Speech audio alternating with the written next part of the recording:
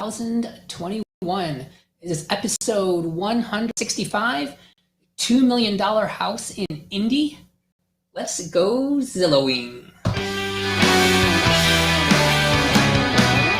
is the 9.6 Facebook and YouTube live finance show. So they're teaching high earners like yourselves how to make your money work for you, so you don't have to work for your money. Talk general investing, taxes, real estate, syndications, Airbnb, paying for college, paying for child care, hard drive. This episode is partially a response to a question in another group. My wife and I are about to build a house. They bought the land for $340,000, and they plan to build for another $1.2 to $1.4 million the house on that land. Asking for advice on building the house. He says he and his wife are both 38 years old, have relatively high net worth for their age. I don't know what that really means. I looked up on the Don't Quit Your Day Job, DQDYJ website. For people who are 35 to 39, the median net worth is $55,000. 90 percentile is $601,000, and the top 1% is $4 million. So I'm going to assume they're somewhere in the top 10%. I don't know how useful that information really is. But I think it's like a justification that they're doing okay and can afford to build this house, but they don't really say what their income is. But I did ask if they were making $1 million yet per year. He said, not yet. So I'm assuming mid to upper six figures per year. They have no debt. They had a house paid off that was around $500,000 that they're going to basically sell and take that money and then roll that into the price of the new house, and ask for advice. Okay, so in the question, though, they didn't actually mention where the house was, because somebody building a $1.5 million house. And they say 1.2 to 1.4 million. First of all, if you've never built a house before, basically everybody, investors, people who are flipping, you always overspend, go over budget. That's just how it is on your first one. And if you are able to decide everything in advance, you're able to keep your costs down and within what you agree upon with the contractor. But once you change your mind on something, change orders, oh my gosh, those are going to cost you a lot. And most people are going to go way over budget. So I'm going to basically expect, if your budget's 1.2 to 1.4 million, you're likely going to be at 1.5 to 1.6. Now, the land was only like $340,000. Ask where this is. This is in Zionsville, Indiana, so Metro Indianapolis. Now, I like Indy. I'm from the Midwest. Indy is a fun city. It's actually a growing city, has a growing economy, which is good. And I went to the Final Four there a number of years ago in residency, and Duke Blue Devils won the championship. So that was fun. I was there for that championship, and also in 2001 when I was in college. So that was pretty awesome. But yeah, so this is Indianapolis, a Midwest city. And actually, I know a lot of investors who buy properties in there, single family houses and also apartments, because the rent to buy ratios are actually quite favorable. And so you can get properties that are relatively inexpensive that rent for a reasonable price that will cash flow well. So it's not a bad city. A lot of Midwest towns get a bad rap. But I like Indy. And, if I were to, buy a $100,000 house there as a rental property, that's not unreasonable, and a lot of people do. Or apartment complex at like, I don't know, $60,000 a door, 70,000, 80,000 a door, at very reasonable prices compared to what you see in coastal areas or places like Texas and Florida now, where prices have been going up and up. So I don't hate the area, but building a $1.5 million house on a $340,000 chunk of land. Now, the guy says that it's gone up in value of the land. It's probably worth like $380,000 now. Okay, fine. So regardless, you're talking about a $380,000 parcel, and you're going to build $1.5 million out of this. So let's just say all in, you end up spending about $2 million, okay? If it's the land is worth $380 and the property is worth $2 million, then 19% of the value is the land. That's a pretty low ratio for land to property. Like in multifamily properties, condominiums, things like that, where you're sharing walls with other people and you're like stacked on top of other people and sharing this land, that's a very typical ratio, or even way lower than that. But on a single family house, that is a super low ratio. And people don't often talk about this, but I think it's very important because these things, the land value and the home values, they tend to be proportional to each other. Like you couldn't buy a $300,000 parcel of land and expect to build a $10 million property on that. That would be worth $10 million just because the land's just not expensive enough for that property. I mean, I guess there could be some exception in some like country area where you're building a ranch and you build a gigantic house on a ranch. But in terms of like in a neighborhood, these ratios tend to be more like, for example, 33% of the property value is the land. So 19% is really low. And why I say this is, if you're building, you can't just necessarily build more and more house and just be worth more, because the area has to support that valuation. You need to have comparables. Like if you're getting a loan, you still have to get it appraised. And just because you spent money on something, it doesn't mean it's worth what you paid for it. So it might not appraise at the price you put in. And so you end up having to basically put more down than you were initially planning on. But let's just run these numbers and check out the area. So this, for example, I was like, what properties are running $2 million? So I just started searching for properties that were like $1 million plus in this area in Zionsville. This property here is $1.3 million, and it's 10 beds, 10 and a half baths, 15,000 square feet on 2.1 acres. My gosh, the upkeep of this house, I mean, you would need to have like your own staff of people to maintain this house. 15,000 square feet. I mean, this could be like a 15-unit apartment with 1,000 square feet per apartment, or a 10-bedroom apartment with 1 bedroom per unit, for $1.3 million. So at 15,000 square feet, if we just look at the price of this per square foot, so I'll put 1.295 thousand.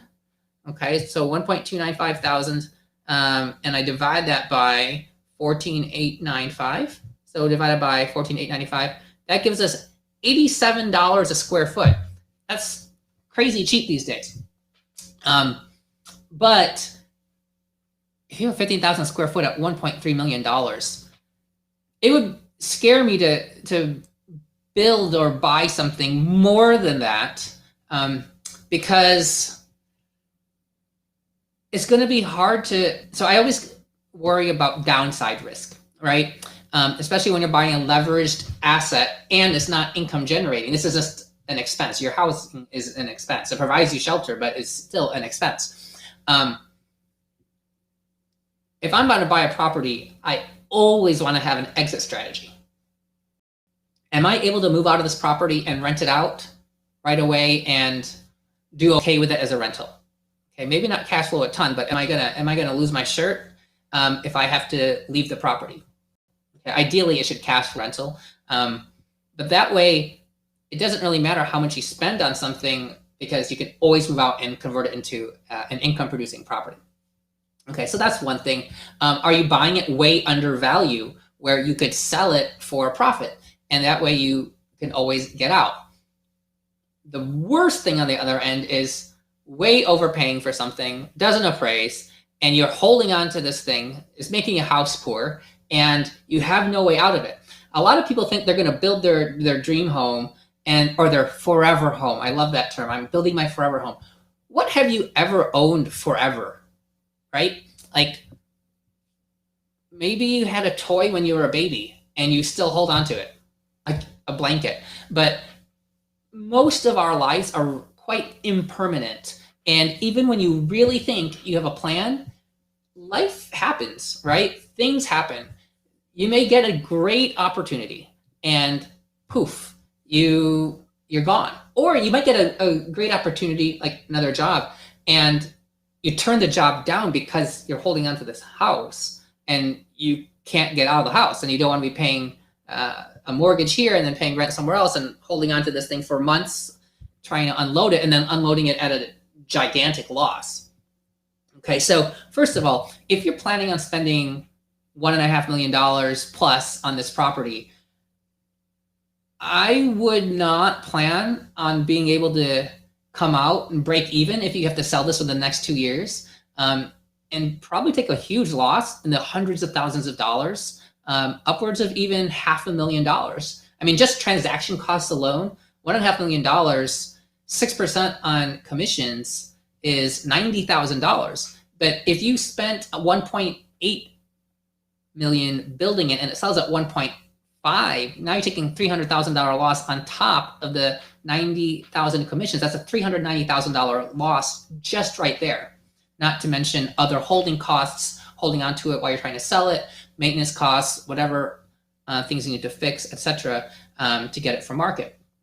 But it should be a new build, so that should not be much. Now, so I look at really what's my downside risk. I look at what's the area, what can it really support. So when I was running this, I was not having much success on Zillow, but Realtor.com gave me more. And actually, you know what's funny? I was watching Saturday Night Live briefly last week. They had this great skit, like people in their 30s, whatever, like they like Zillow, like you got couples like, oh, it's nighttime. Instead of like whatever, they're like ogling over at houses on Zillow, like it's like their new favorite pastime, guilty pleasures, just spending time on Zillow. But okay, so let's just go in on Realtor.com here in Zionsville, Indiana. So I ran a search. I put in a minimum price of $1 million and a single family house, at least 4 beds and at least 4 baths. I mean, if you're spending 7 figures on a sizable property, you better have at least 4 beds, 4 baths, even if you don't plan to use all 4, because gosh, if you only had 3 bedrooms in there, you're limiting your market substantially. I mean, so many people, especially these days, I mean, you want a home office, you want to have at least 2 bedrooms for kids, you want your own master. So that's 4 right there, let alone people nowadays, COVID, everybody wants to have like a workout room in addition. So like 5 bedrooms is actually not unreasonable. So I filtered out 4 beds plus, okay? And let's just look at what's currently listed, sorting by highest price. So the highest price here at property is 6.3 right now. It's 14,000 square feet on 18 acres. Now, I don't know how much land this person bought at $340,000. I'm sure it was not 18 acres. Here's a one at 3.7 million at 37 acres, right? So I mean, that house, probably a lot of this is really just the land, although I don't really know. It's still a 5-bedroom house, but it's only 7,000 square feet. only. I mean, compared to 14,000 square feet. This is a new build, so this is interesting. It's always interesting to see what spec homes are getting built, because that's what investors are building. So some investors, I'm assuming this is an investor, a builder, bought some land and built a $2.2 million property. That's at least it's pending. It's been on the market for 152 days, so I don't know what it actually is under contract at. But 152 days is a long time to be on the market right now. Like days on market right now is so low, like record low numbers. I mean, like 1 month, 2 months, like crazy low. So something that's 5 months on the market, this likely did not sell at, or it's probably not under contract at list price, but I don't know. This one over here, $2 million. This is also new construction, but it just has one picture, so maybe it's not actually built yet. Maybe they want you to buy it before it's built.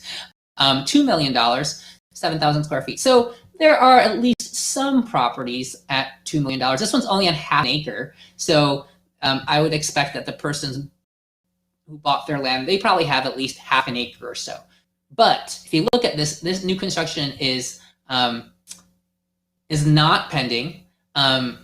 It's gone down in price. They dropped the price, I think, $60,000 because even in this crazy hot market, which, by the way, everybody's like, there's so much bias to where people live. They're like, oh, the market here is just so hot. You know what? The market is hot in the entire country. Like, because interest rates are so low and because of COVID, and all these people want to have a little more space in their house. They want a home office or two home offices and a gym. All these people are upsizing, people who have jobs and income, and interest rates are low. So like, wow, I can, for the same monthly payment, buy a bigger house that gives us another room. So there's this big shuffle of people like upsizing. Okay. But this one's went down to $60,000. So that one's struggling at that $2 million price. We're going to keep on going. But there are a total of 15 homes that are for sale at $1 million. Okay.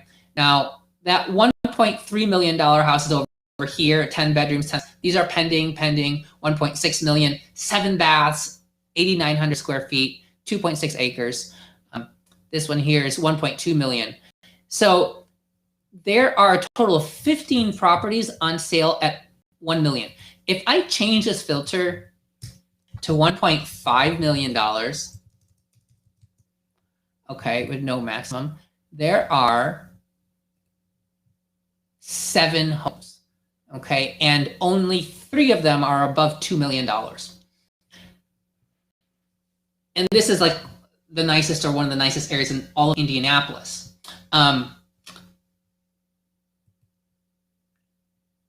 So when you're looking at prices, now it's always good to have comps, right? Comps are super important, but you also want to know like how many comps there are at this price point. And there's just not a lot of things at the $2 million price point. Like I wouldn't build a house at $1.8 million if there were not a bunch of houses at $2 million plus. Now, these are just the ones that are listed. You know, there's other properties out there that are not listed. I can't actually search for previous sales on here.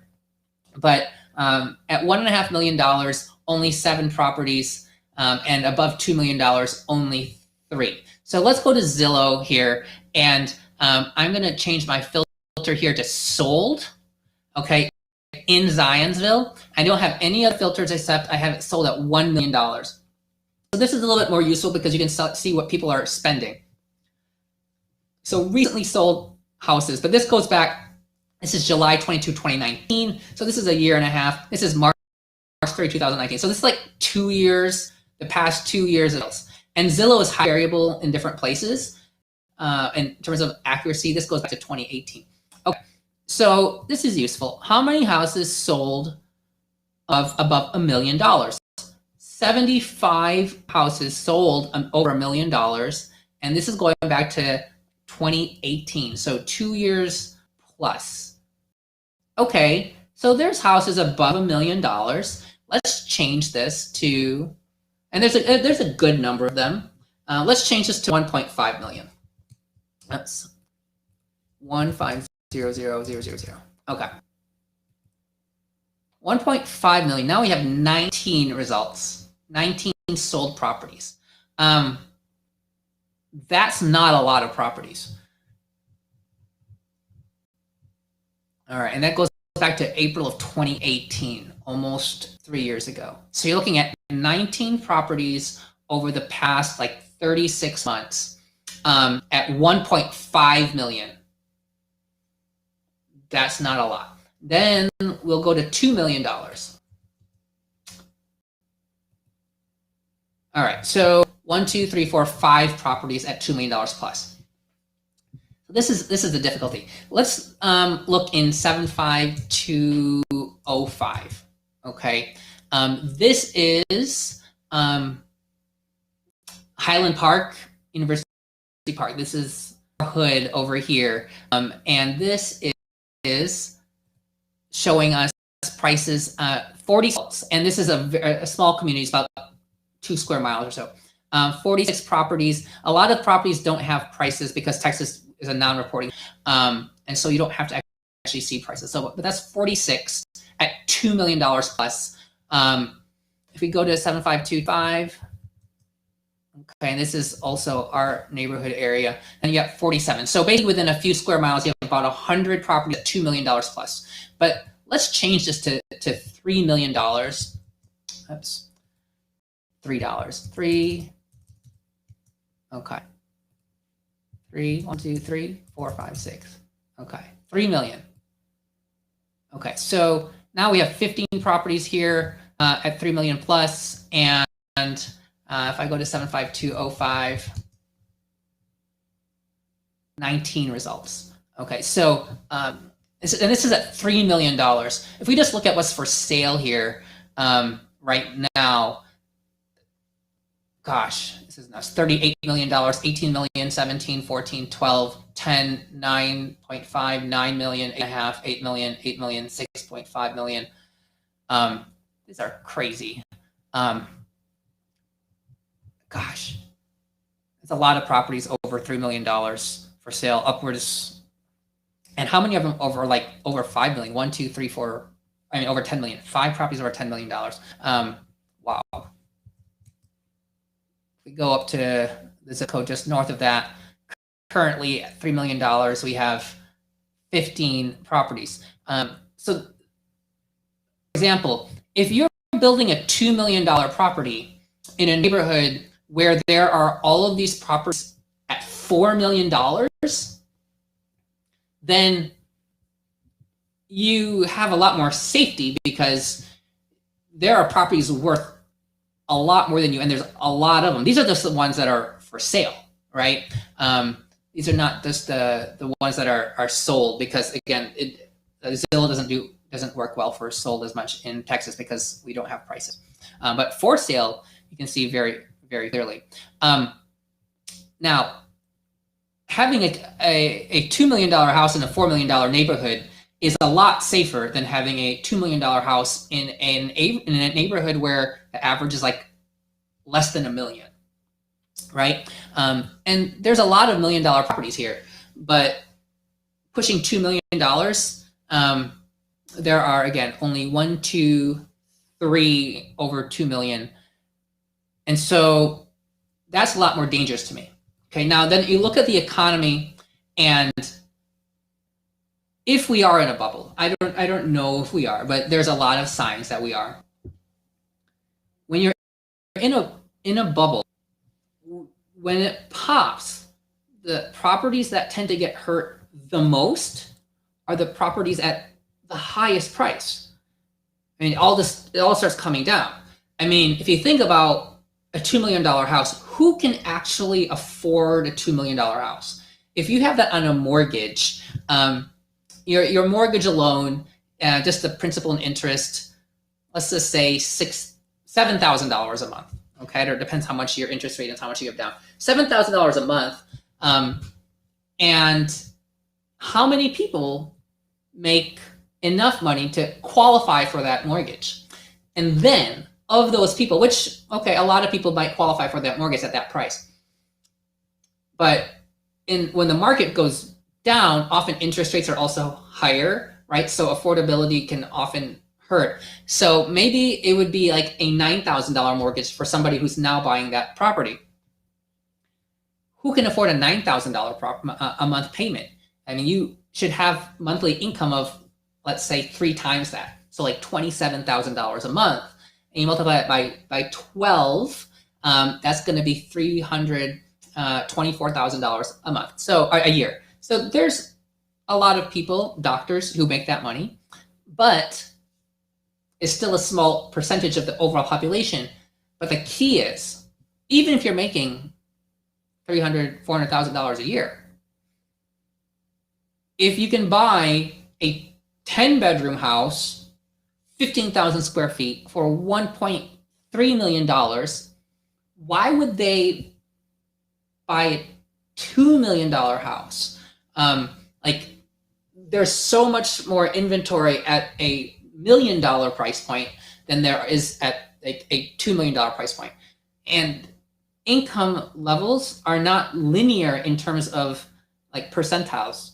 It's becomes rarer and rarer and rarer for people to be able to afford the most expensive houses, especially when there's like such small limited inventory of those prices. It's because the market hasn't pushed everything else up. And you can tell because when the land value is only $340,000, it just means that that area, if it's really, like most places in the country, in the nicest area of any city, you're not getting a good lot for, $300,000. Like in most places in the country that can support 7-figure housing, right? Like if you went to San Francisco, $340,000 is not going to buy you a lot, right? It's not going to buy you really anything.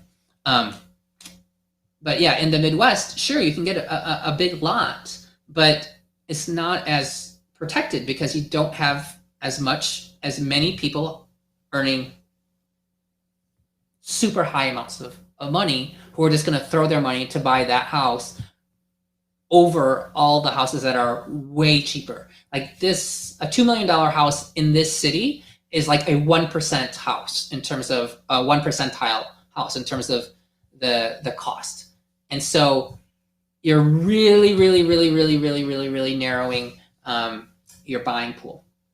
So those are key things. Now, I don't know the address of this lot, but at $340,000, I mean, look around. I had checked briefly at some land lots that were for sale at that price point and looked at the houses around it. So one of the most important things to do is look at the other houses literally on your block. Are you building like the nicest house on your block? That's a very good sign that you are overbuilding. Okay, like you can't just build a $3 million house in a block where everybody else is $1.5 million, or a $2 million house where all the others are $1 million. You really, ideally, if you're building a house at this price point, want to be like below the median. That will help protect your value a lot more, because a lot of times people are buying because they want to get into an area, and so like the cheapest house in the nice area is going to often be a lot safer from a downside risk perspective than buying the nicest house in a cheap area, even if it's less expensive. Like buying a $1 million house in a neighborhood where the average house is $500,000 is probably a lot riskier than buying a $1.2 million house where the average price or median price is $1.5 million. Okay, so look at not just like the zip code and not just the city, but literally that block. And for your acreage, like some of these houses that are worth millions or on sale for millions have gigantic lots. And it's hard to really use those as a fair comparable. Now, I'm assuming this person has enough money that, you know, this doesn't, the price is not an issue. But to me, if you're building a house at $2 million, you should probably be worth at least $2 million now. I think that's especially if you're buying in or building in an area where there are so many other properties that are like half that price that are really nice. So that's one big thing, is that you're just worth enough to spend that much extra on a house. And then when you get to just building the house, that is actually a lot of work, and that would drive me and my wife nuts. I will never build a house with my wife. That's not going to happen. Not like a house for us. The amount of time and stress that would take would be worth more than the house. I'd much rather buy a house that is a spec house that's like 80% of what we want, and then spend some money changing some things, because then you're very limited in how much you're going to overspend on the property. And this person does not live in this city. They actually live in Chicago. So this is all being done remotely. And so, gosh, it just sounds super stressful to me. Now, on my wish list of things, like if I were building, okay, absolutely 2 dishwashers. Okay, one for clean, one for dirty. And they just alternate. Putting dishes away is, like, to me, just an absolute waste of time. I mean, you're just going to take it back out. So 2 dishwashers. It's nice to have 2 fridges, or at least a separate fridge and freezer. That's nice. Consider having more laundry besides just having the one washer dryer. Maybe have another washer dryer, especially if you have, like, I don't know, a pool house or some super big garage. Some people will get another washer dryer like in the garage, because then all the stuff that's outside that you don't want to ever bring in, like gym clothes, or if you have kids and they're like in hockey, you can just throw that right in there and never actually enters the house. Things like that. Obviously office space, exercise space, those are obvious things. But secret room would be awesome for A, like hiding stuff, or B, like a tornado shelter, or C, just to have your own space that nobody can find you. Like your kids literally can't find you, as even separate from having an office where they literally think you went to work. Like you might even have to go outside the building and go to the back and take this separate entrance from the garage, and it takes you to a separate room that you can't access from anywhere else in the house. That would be pretty awesome. All right, that's it. Good luck with the house that you're building. I hope everything goes well for you and for your wife and for your family and for the house, and that you don't lose a bunch of money on it. Okay. That's it for tonight. Episode 165. Until tomorrow for 166. It's not financial advice, legal advice, accounting advice, any other advice. Simply my entertainment for myself, maybe for you. Have a good one.